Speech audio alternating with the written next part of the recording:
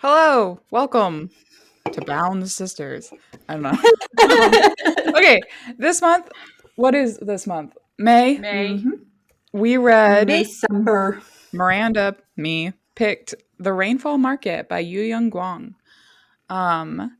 Did you look up how to say that name? Because you just like that rolled off of your tongue. I looked so it up when I easily. first I looked it up when I first picked Picked picked the book.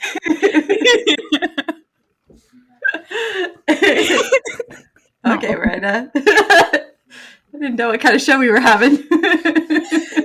I mean, you guys started it. Okay, anyways. Okay, Rainfall Market. Okay, Jill wants to try something new, so we're going to do that. We're going to rate it at the beginning of the show so that we don't change our minds through the show and then change our opinion at the end. Okay. Are you ready? Oh, yeah, you gotta remind me. Oh, okay. Well, Everybody. I'll just tell you that I picked, I gave it a 3.5. Okay, 3.5. Pretty good. A solid read with some good parts, but it has its flaws. Still, you'll probably enjoy it. I enjoyed the story. I thought it was like a cozy adventure, but I got confused sometimes. Like when they would switch. Hold on. What are the other options? Oh, sorry. I was trying to explain my answer. Well, you can explain it afterwards. 4 is really enjoyable. A really good book that's fun and engaging. 3 is decent. It's okay. Nothing too exciting or awful. 2.5, meh, not terrible, but not great either. I guess if you wanted to call it a 4.5, that's really great. So close to perfect. It's a great read with just a few tiny things that could be a bit better. Do either of you feel like it was a 5 or a 1? Should I read those? No.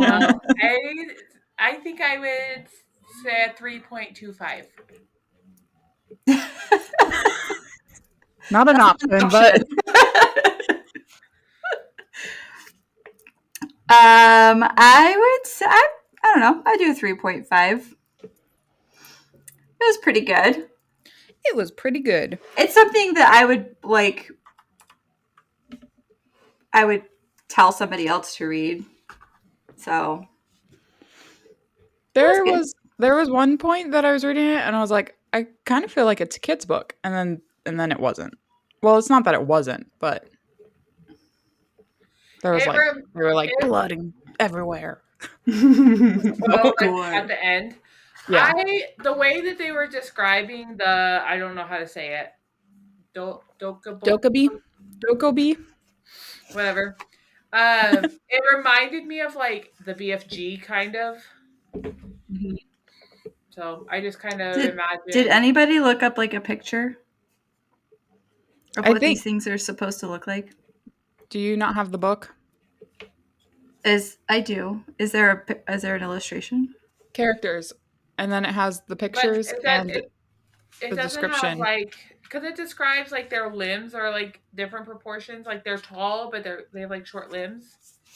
I guess that doesn't have like full body. It just has facial pictures. The only descriptions that I saw of Dokkaebi were just like they're gremlins, but they're big. Here's a picture. Yep, I'm sure that's what you were looking for. No, not what I was looking for. They're mythical creatures, Kelly. Here's some red ones. They can be whatever you think they are.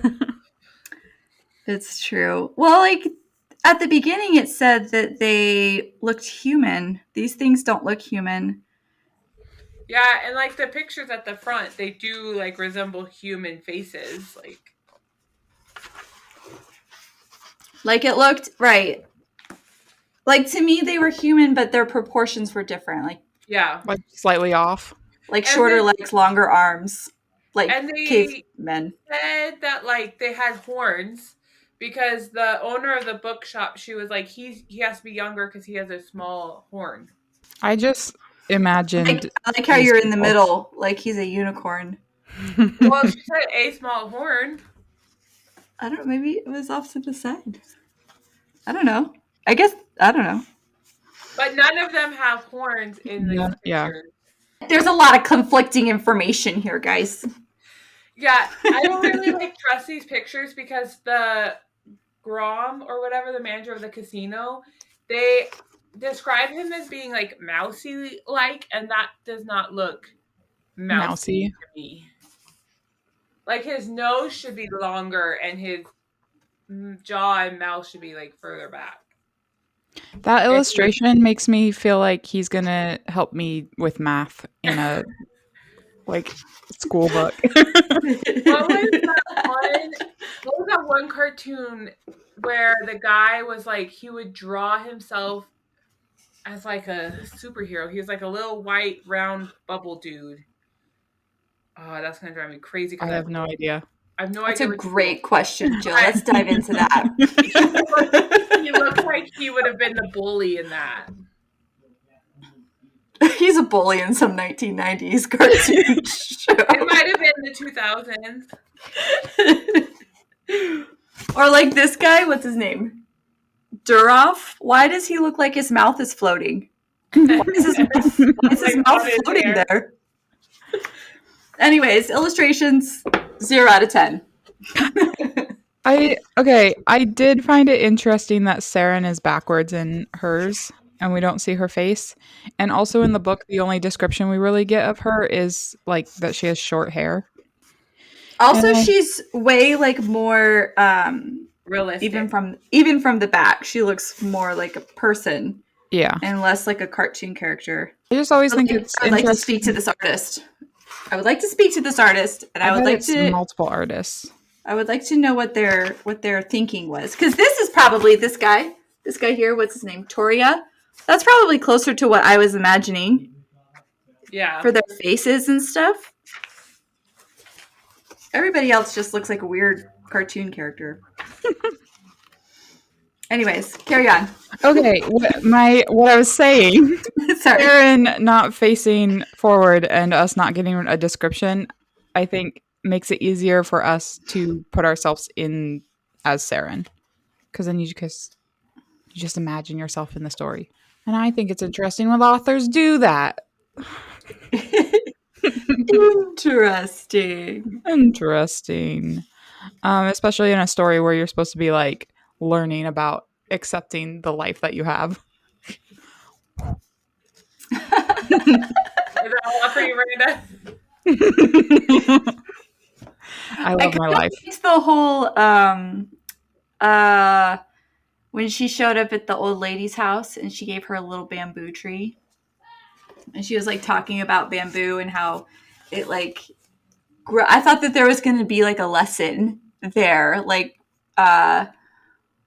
She says that bamboo grows really slow. It looks like it's not doing anything, but under the surface, the roots are getting long and strong, and then all of a sudden it shoots up. I thought that there was going to be some life lesson in there, because she thinks that she is behind all of her classmates, and she's not doing as well as they are, and her life doesn't look like theirs. And I thought that there was going to be a connecting lesson there. That is the lesson. Is that she didn't tie it up in a nice, neat bow at the end, is what I mean. I'm sorry. That's fine. Is what it is. I think the lesson is to accept yourself as you are. Or at the very least, be happy where you're at. Yeah. I think that it's okay to reach for more. I think that that's okay, but not at the detriment of your present contentedness, I guess. Yeah. Well, and it's not like she was reaching for more.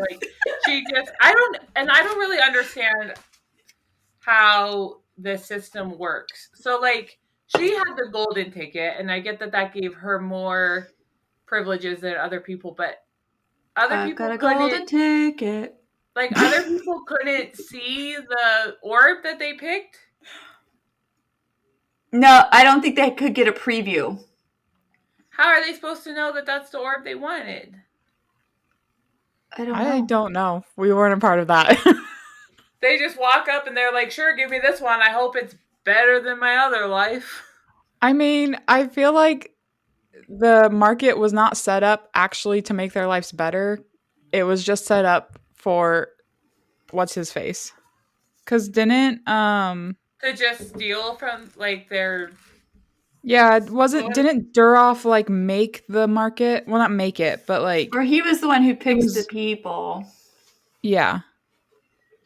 So his Because he goal said that wasn't he picked her really because she was useless. to help these people. It was to for him to be able to make a rainbow orb so that he could take over the market.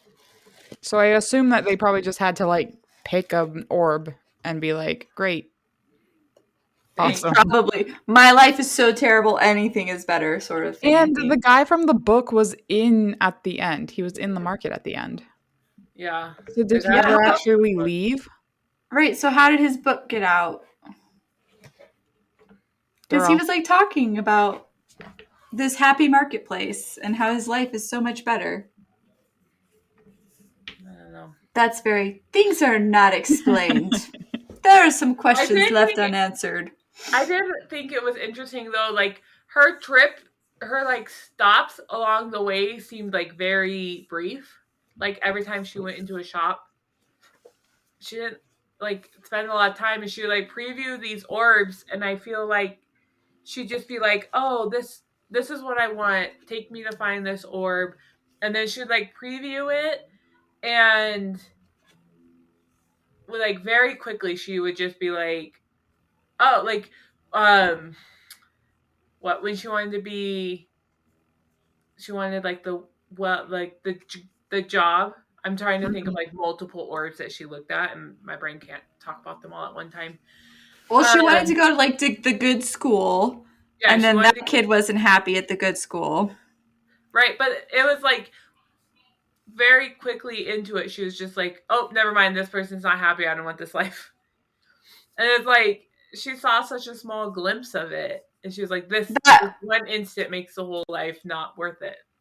but he explained that that was part of the plan. Like Well, I know, that. but I just think it's funny that like I know he like led her to not pick, like to just collect the orbs, but I just think as like her herself, she's trying to find this good life, and she looks at one tiny little aspect of it, and she's just like writes it off.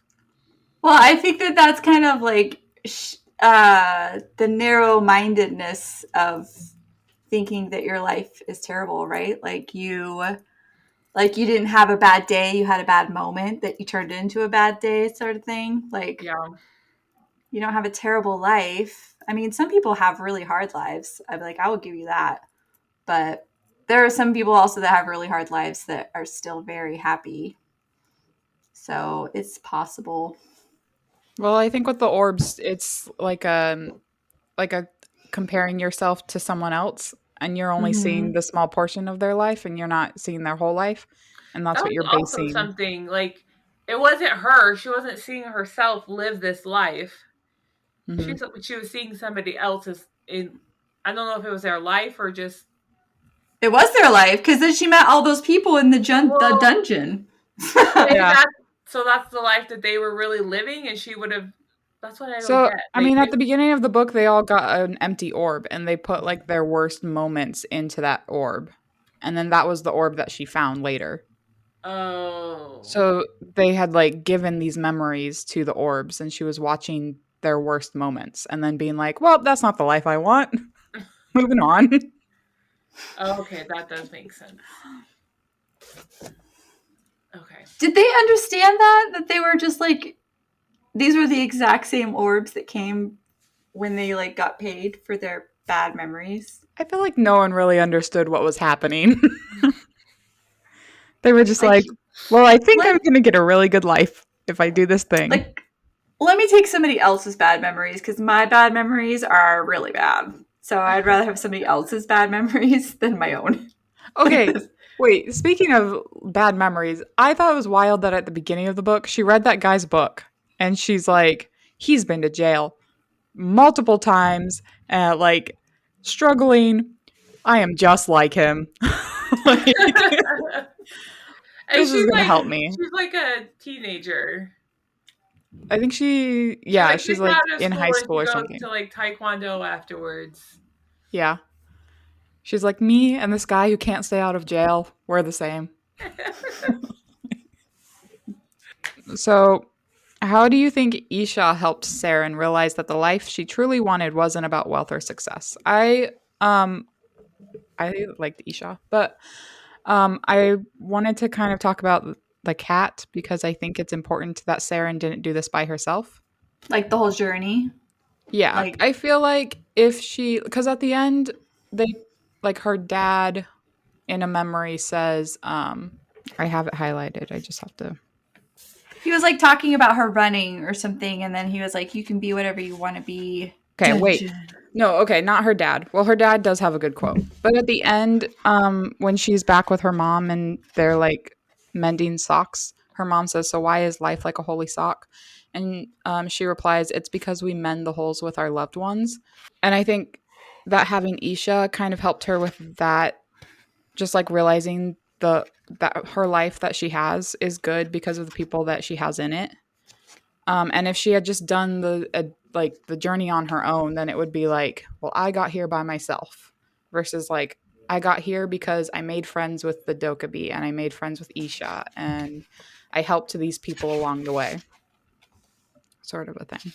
So my question is, what does Isha represent in Saren's life, and how might her presence have shifted Saren's perspective? Deep Each, thinking. Get it together. I think like each time she thought that she knew what she wanted, she kind of like turned to Isha and was like, "Okay, find me a life where I have lots of money." And she'd be like, "Do you know where that is?" And Isha would like meow back at her. And I almost feel like that was like a confirmation maybe to her of like, this is the life I want. And Isha's like, "Yep, I know how to get that for you. Let's go." And so Mm-hmm. it gave her the confidence that like this would be the right choice. Mm-hmm. So I think if like doing it on her own, she wouldn't really know where to go. She didn't have to find the orbs herself. So I don't know, she may have gotten more discouraged. Yeah. I feel like when she started at the Rainfall Market, um like again, she was used to just being by herself because her sister left and she didn't really interact much with her mom beforehand. Um and at the beginning of the story she doesn't want Isha around. Um and then at the end, what's his name? Duroff like takes Isha away and she tries to have Isha help her and he's like, "You didn't want her and now you need her." So I think it Well, having and Isha she around. also slipped up and when she was, I think, at the casino, she like said Oh yeah. she told Isha to like go away or whatever. She wasn't worth it, anything or something like that. And so Isha ran away. Mhm. And so then when Isha was turned back into the stone, then he was like threatening to like drop her or whatever, and that was not that did not make Siren happy. Siren, whatever. But Saren.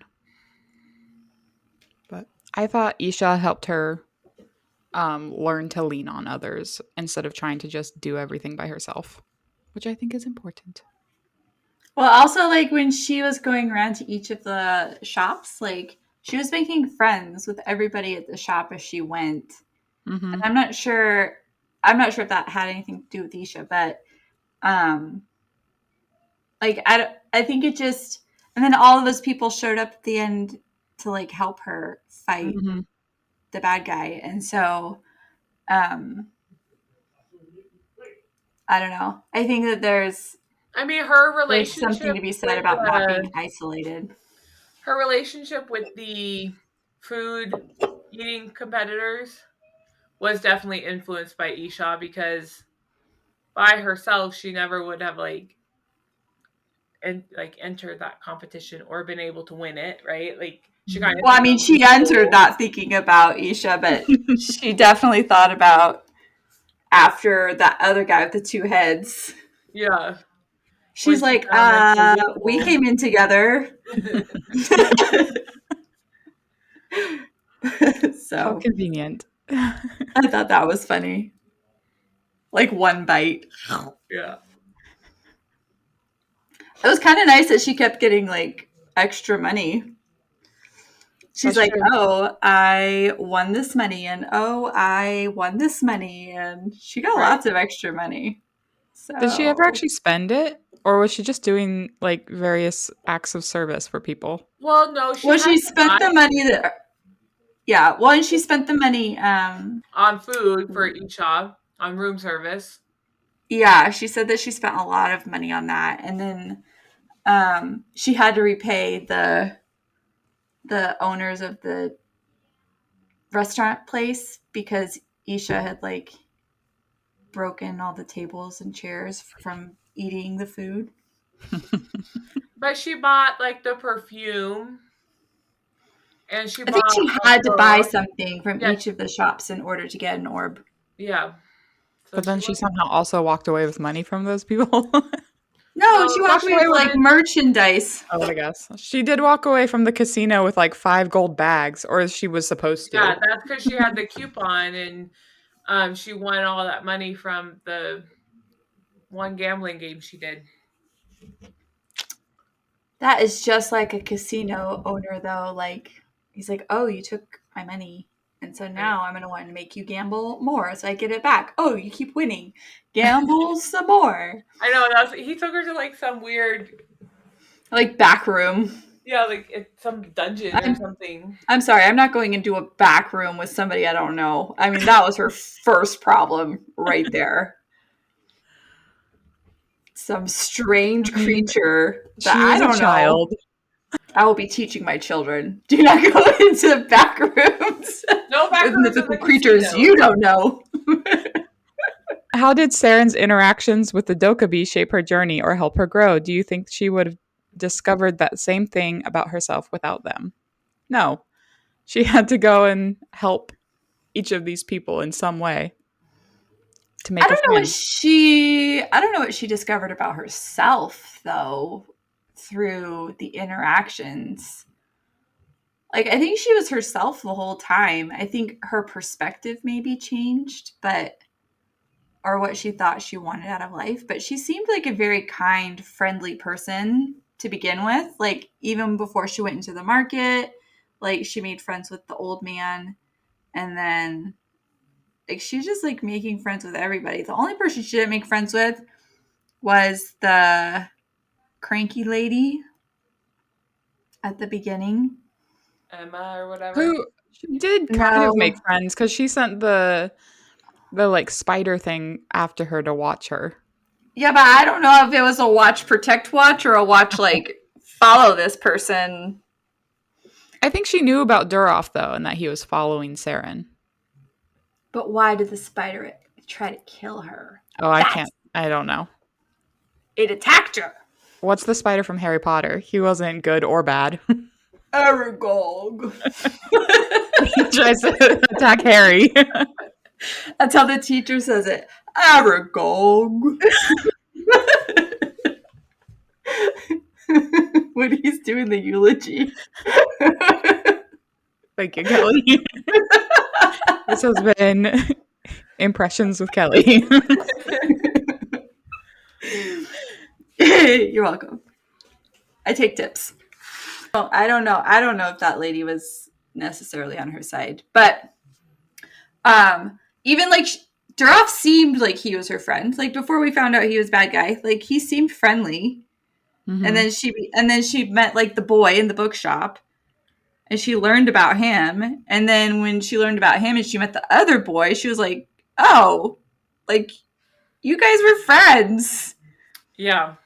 She like helped reconnect them and all of it. And then the grandma with the other guy that she met at the very beginning. What's like his name? Orchard. Yeah. With the cranky trees, whatever they were called. Mischief trees. The Mischief Tree Grove. That was one of Popo. those parts where I kind of zoned out and I didn't really retain what happened there. I was Some like of these 1 minute. things make me giggle though, because like the mischief trees make me think of the apple trees in the Wizard of Oz that were like throwing Yeah. the apples, and then the Willy Wonka with the golden ticket. Oh yeah. I was singing the song. I feel like it's just cherry picking stories here, just smushing them together. I felt like I was watching a Studio Ghibli movie or like the people who make Coraline.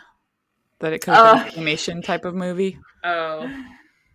Those were the vibes I was getting. Definitely could have been a Coraline. Also, the cover has, okay, again, I'm getting mixed messages about what I'm supposed to be imagining here. So the cover has Isha as a white cat, and then this like a white kitten, like tiny, right? And then has a 90s cartoon cat. The illustration, this cat looks like a discount Garfield. And then but in my brain, like Isha's like this black cat, like the one in that Luck movie. Like the lucky cat. Anyways. I imagined a white cat. Is that because it's on the book? Probably. I don't know. But the artwork on the cover is very different styled than this. True. We need some continuity here. They were like, we're going to get 10 artists. Get it together. Before I read this, I read The Midnight Library, which is kind of like the same feel. It's about a girl who dies, and then she goes to the library, and she gets to pick like a book. So there's like an infinite number of books that every choice, like it's just different choices in her life that she could have made that lead to like all these different lives. So she gets to pick one, and then that was a supernatural episode. She lives in it, and then as soon as she feels like any sense of like disappointment in this life, she gets like yanked back to the library, and she gets to pick a new one, which is like kind of what that seems awful. Well, it's not like a you don't feel like you're getting yanked. You just disappear, and then she ends up back in the library. And so, like Harry Potter with the But thing. What if you enjoy 90% of that life, and now that so anyways, like she did have one life where she was like telling herself like, no, I like this life, like I don't want to, and she was there for like years, and then the theory is that like eventually you'll forget that you were ever at the Midnight Library, and this will just like become your life. And so there was one that she was living, and she was telling herself that she was enjoying it and that she liked this life, and she stayed there for a long time. I don't remember why she eventually ended up back at the library, but that kind of, I read that and then read this, so that it was still like really fresh in my mind. And so I think that's why it was weird to me that like she just took these little tiny glimpses of previews and was like, nope, never mind. Like they were very short-lived. She didn't have to try to get to the point of disappointment. They were just like, this will be the worst point in this life. Yeah, they're just like, I actually don't like that. I want a really successful job. Oh, I never make my own decisions. Nope, never mind. I want to own my own business. Oh, I'm at work all the time. Nope, I don't want that. I want like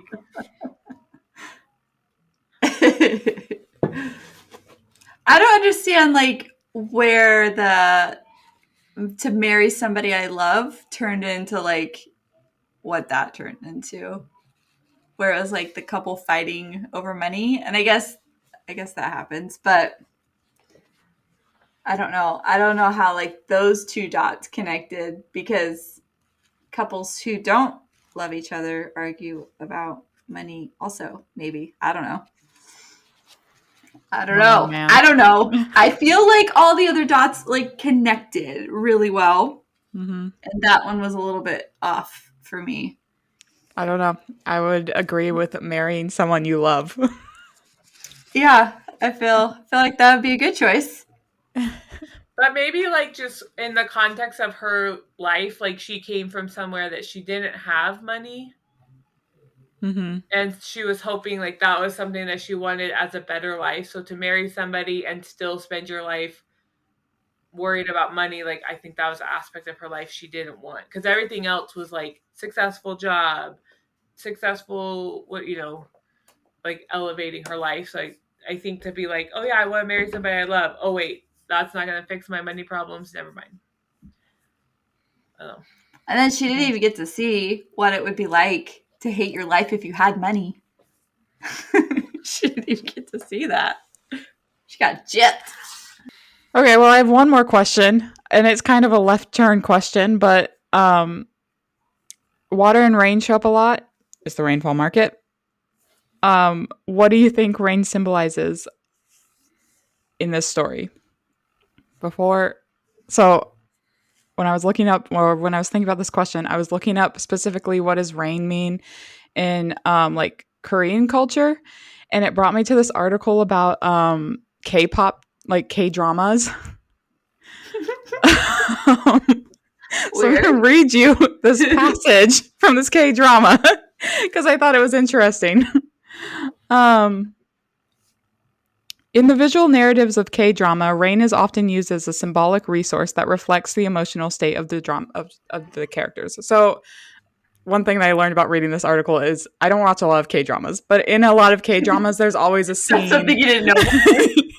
There's always a scene like where they're in the rain, like the couple are like reconnect or they have a fight or something in the rain.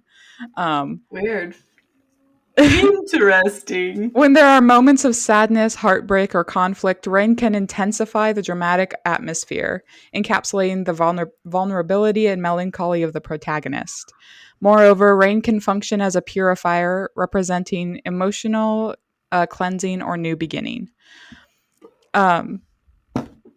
So I think that's what rain represented for Saren, was that she felt really sad about her life, and this rainfall market was supposed to like make that better for her.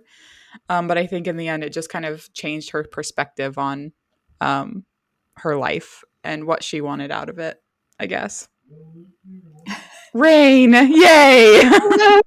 I'm just like, when you said that list of questions, I'm like, I'm gonna have to reread this book because I have to write a book report. And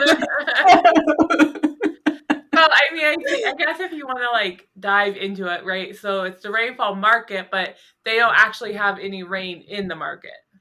It's the rainy season in the human world.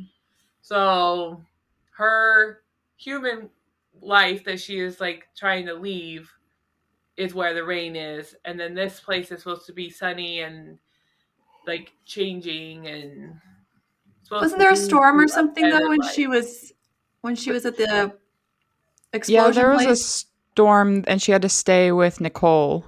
And then the next morning, she woke up, and that's when she went into the scary forest. Also, why is Nicole? Oh, well, I guess there's Nicole and Emma, right? Yeah, they're the only ones with normal names. You don't think Popo is a normal name? Nope. Even Saren is. I mean, maybe it's a normal Korean name. I don't know, but how come they're the only ones with normal names? Maybe there was no like good translation for those names. Their original names. Yeah, maybe they were like, that is going to be way too hard for these American people to say, so we're just going to make it harder and more confusing than Duroff. Maybe. I don't know. I think Duroff is just as difficult as Dudley. There's Berna, Matei. I thought the narrator sounded like the bedtime stories lady, and I kept imagining that lady telling this story, but with less energy. I didn't listen to the audiobook. Oh, she was very energetic. Yeah, I mean, it's way more entertaining to listen to somebody speak when they have, some energy behind it. Granted, the bedtime stories was supposed to be like bedtime stories, but I think the purpose of them was to actually listen to the whole story and not get bored with them. not like have to put it in on a road trip and trudge through it. Did anybody read the Anyways. acknowledgments at the back? I did not. I did see a question about. Yeah, there's book club questions Oh, hey, look at that. in the back of the book. Discussion questions. And it says, what did you think about the book after reading the acknowledgement? And I'm like, well, I didn't read I it. didn't read the acknowledgement. Ooh, if you could have one of the Dokubi's magical abilities, what would it be? And why? They all get to just like take things. That's what their ability is, right? Is taking things from humans, like taking emotion. Yeah. I don't even remember who took what. Well, like the cook guy, he would take memories. So that wasn't really like, that wasn't an emotion. He took childhood memories from people. They mess with your brain. Yeah. I mean, I don't know. Do they just like sneak into the human world and like suck it out of your ear? Like, how do they? So somebody comes up to you and tries to whisper in your ear. Sorry, what, Jill? Isn't that what the BFGs did? I never actually read that book. Just the one. There was just the one BFG. He would collect dreams. Yeah. No. Did he collect bad dreams? Maybe. Or is it just all dreams? It might have been nightmares. I don't remember. So, but like, because the one kid who he couldn't figure out what he wanted to take. The collection and distribution of good dreams to children. That's what the BFG was? Yep. Who wants to have a magical ability? What would you take from humans? Go. I don't even know. How does it, did it like fuel them? No, like they would use it in their products. Yeah, they would like sell it. She had the candle of encouragement that she bought. And so... So if I'm trying to make a good product, I want to take something good from people. But and then, well, like Matei was trying to think about what he wanted to take because his dad was taking like, was it like resentment or something? No, that's what he decided he wanted to take was resentment. Oh, I don't remember. I would take from people the specific joy of eating their favorite food. So you would be the evil one. So that I would always feel joyful because I would be tasting every amazing food in the world. I'm not sure that they use that. They take it and it becomes like an ingredient in whatever they're making. They don't get to enjoy it. It's not like sitting there. Then my food would be amazing. Everything I ever made, people would be like, "This is the best thing in the world." And I'd be like, "Yeah, it is." Yeah, it is. You're like, some people use love. I use people's emotions. I have no idea what I would take. I don't know. What would you take, Kelly?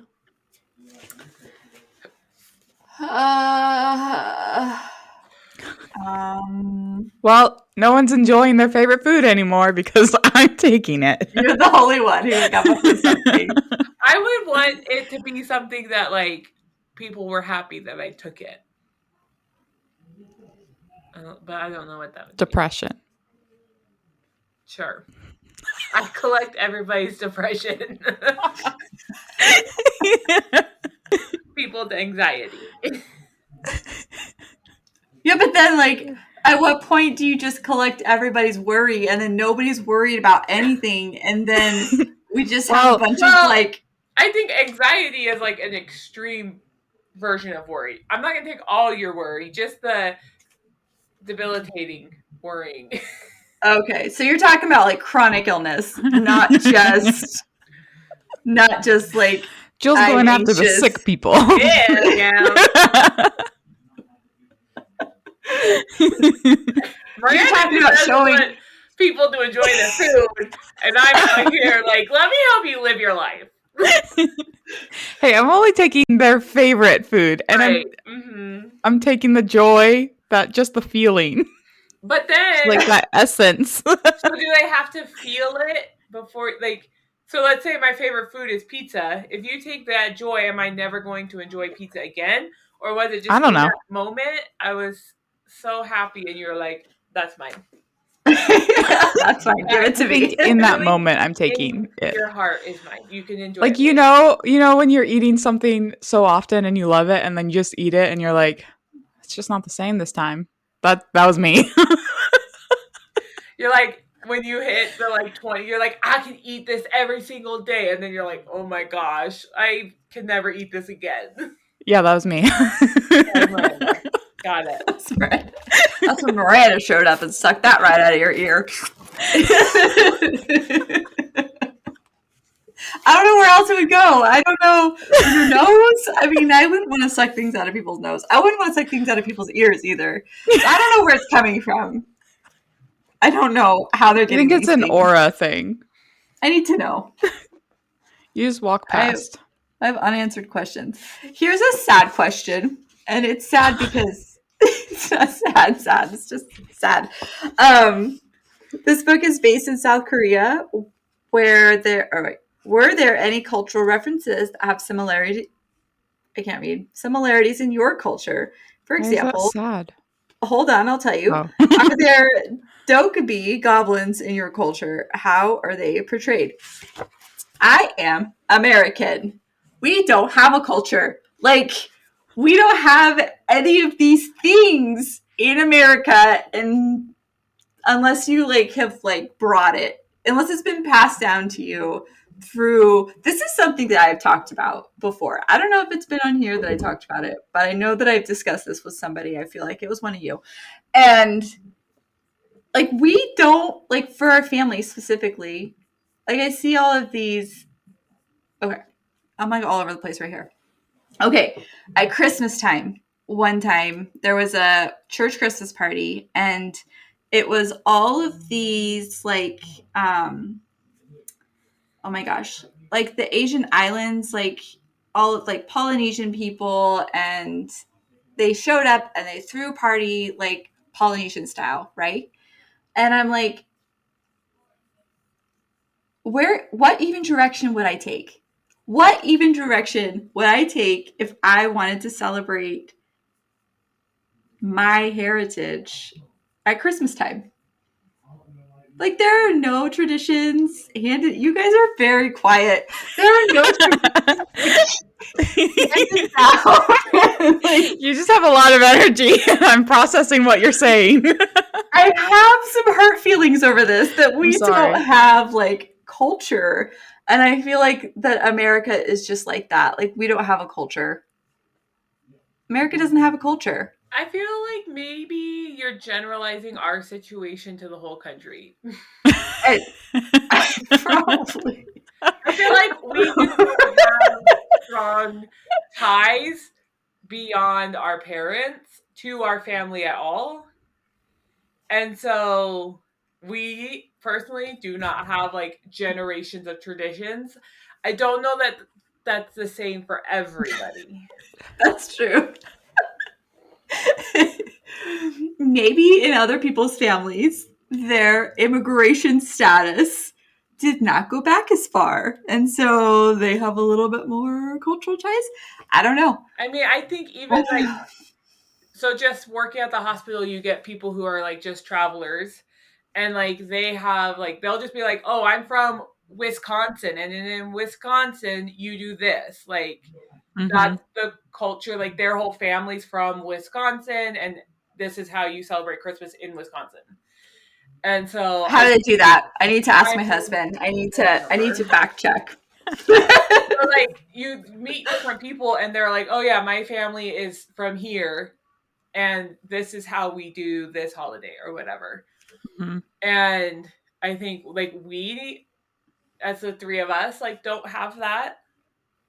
But I don't know that you can say Americans as a whole Okay, that's fair. Okay, then it's a sad question because that's not something that we've experienced. How about that? Hello, Internet. Welcome to our trauma.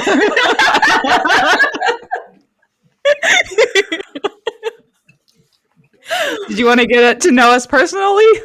No. Tell me about your childhood. This is Couch Sessions with Jill, Kelly, and Miranda.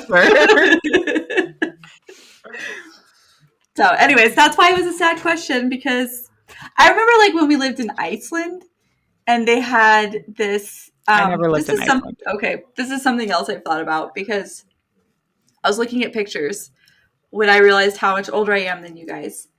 And not that I didn't know that. Not that I wasn't aware. But it's just blatantly clear when I'm sitting there holding a baby Miranda and I was 14. Like, that is blatantly, I'm way older than you. And I was like, there are things that I remember from life that you guys will never remember. Like, you will never have experienced this. That's true. Iceland is one of those things. But they had like these trolls, you know, like those trolls that Mom collected or whatever. Yeah. They had these Christmas trolls and all of this stuff. And I remember at one point, like. But yes. I remember the trolls because Dad had like a calendar or like a flip thing that was like every day was a different troll was supposed to come visit. Yeah, and then it had like a little story about the troll and. Yeah, and there was like the mom of the trolls, and she had a sack and a cat, and she'd like go around collecting the bad kids. She was Krampus. I remember being told about shoes outside. You put the shoes like at the end of your bed, and the trolls fill your shoes or something. But you had to have the what are they called?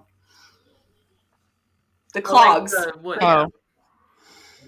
Because that's what apparently traditionally they wore in Iceland. Doesn't seem practical, but yeah. So anyways, we have no culture. We have no traditions. It's fine. It's fine. I'm fine. Everybody's fine. You can do a Yule log. I just watch it on TV? Like, isn't that what a Yule log is? You make one at the beginning of the season. And as you're making it, you put your like hopes and dreams into it. And then at the new year, you burn it to like be like, next year, these things are going to come true. Wait, how do you make a Yule log?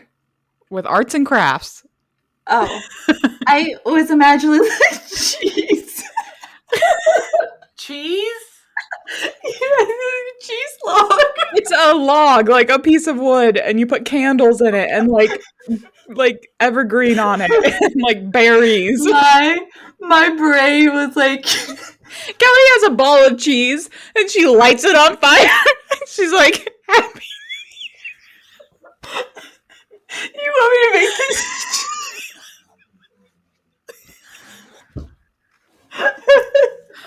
Anyway, make this cheese log and keep it on month long. And then you just burn melted cheese in your fireplace. Kelly's having a time tonight. I'm sorry. Okay, at the very last page of this book, I like what this says. So it says, say his name again. You Yeong-Gwang. The author. You Yeong-Gwang. Was born in 1984. He wrote this story during breaks while delivering food for a living. He felt truly happy while writing this story and wishes for all readers to find healing and courage through it so they may go out and discover their own happiness. How sweet. I think... Nope, never mind. Was there a direction you wanted to take with that? Like, why did you read that? I just liked it because I made you guys look at the back of the book, and that was the very last page, and I liked it. So I wanted to read it to you. But then I was Wait, did you read the acknowledgments? No. Did you ever read the... Oh, that's long. Yeah, it was 3 pages. Okay, here, I'll give you a brief summary of it. Actually, I'll read you the first paragraph, and then I'll give you a brief summary. We don't believe your writing has what it takes for publications. This was the first line of a response I received to a mass email I sent out long ago to a list of publishers with a poorly written manuscript attached. At the time, the response broke my heart. Looking back, however, I came to be grateful for the response. I began to wonder what it meant for a piece of writing to be good enough for publication, and frequented bookshops and libraries at every opportunity. And then he spends all these paragraphs telling you all of the struggles that he had, all of the rejections, all of him questioning him being a writer. First, I would like to acknowledge the more than 900 patrons who gave me their trust and provided funding for this book. Second, I would like to thank President Young Sung-hun of Clay House, who secured rights to deal with the multiple prominent international publishing houses for the Korean edition of this official. So I guess Before the Korean edition was officially published. He had a really hard time getting this book published until somebody finally took a chance on him. And he's glad that he didn't give up. International bestseller. We all live with fears and worries. Hey, I'm reading something nice. Sorry. We all live with fears and worries, although they may not always be obvious. If anyone reading this message is going through dark, difficult times, I hope my story has given you some small encouragements. Even when the future seems utterly hopeless, when you feel like you're all alone in the world, I have faith that each and every one of us is dearly beloved to someone else. May the dreary days of rain soon give way to a brilliant rainbow arching high across the sky for all of us. The end. The end. It doesn't say that.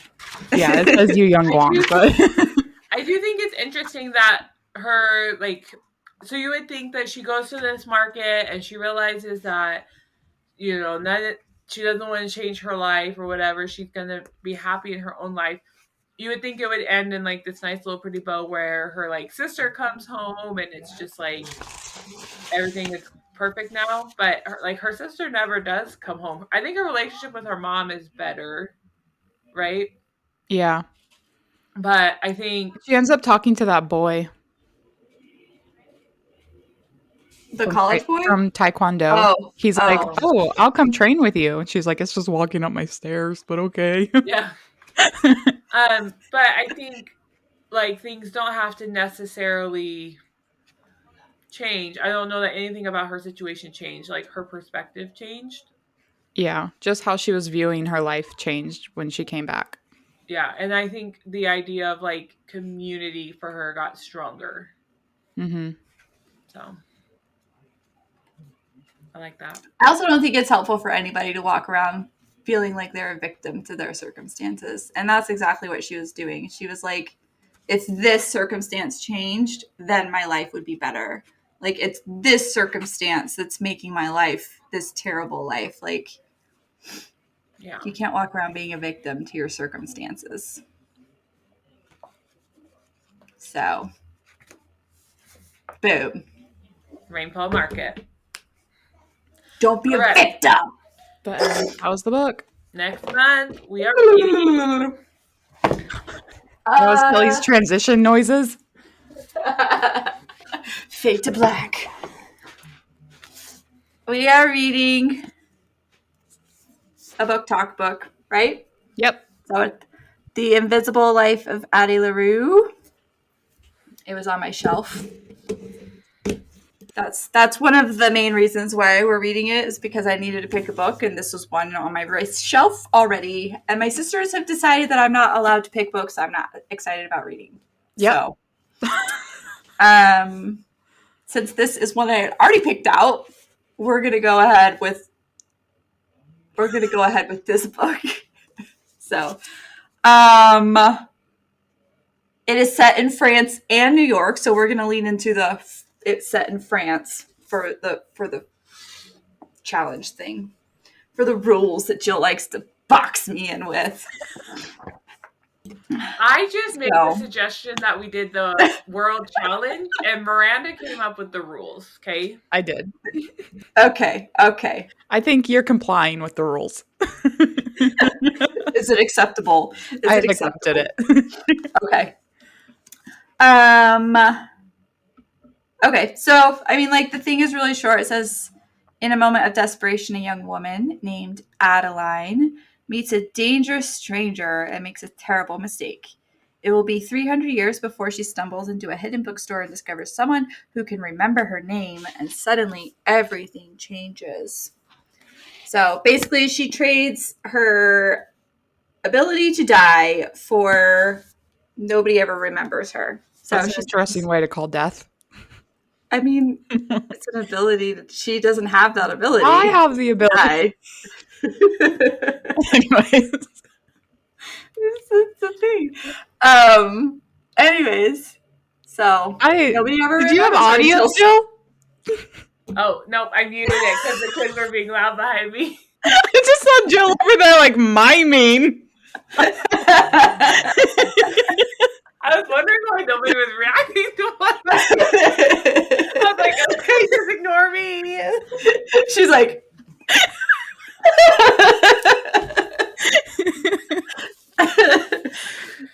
So, anyways, if you've read this book, you don't have to read it again. You could just come and talk about it with us. That'd be great. Wow. You know, like if you already did, since it was. You know who talked to us? Well, their username is Bo. I don't know that they're actually named Bo, but Bo talked to us on Fable. On Fable. We had a friend. What were her thoughts? We should have shared her thoughts. Their thoughts? I don't know that it's a girl. Oh, their thoughts. And we got a new person in our group. Okay. Bo, we're going to put you on blast. Put you on blast. Thanks for commenting.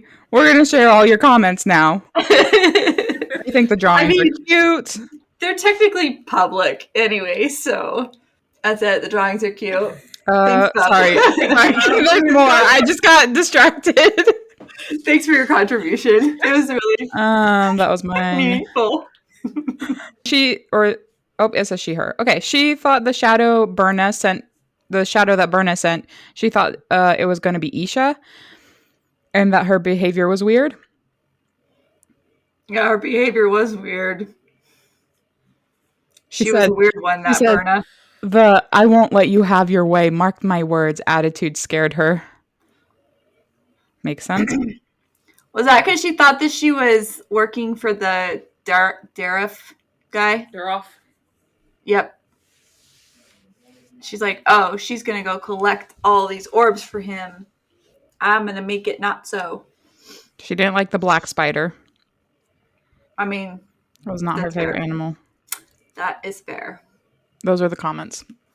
We love it. I enjoyed having someone interact with me. I know. I felt bad because I read the book in like one day. And then afterwards I was like, oh, I didn't say anything on Fable. And then I just felt weird, like, because it wasn't like in the moment my thoughts. And so I was trying to go back and like fake emotions of like, oh my God. At the bottom, there's just like a reflection one. Oh, of like at the bottom, you can just be like, yeah. I did not know that. Well, now you know.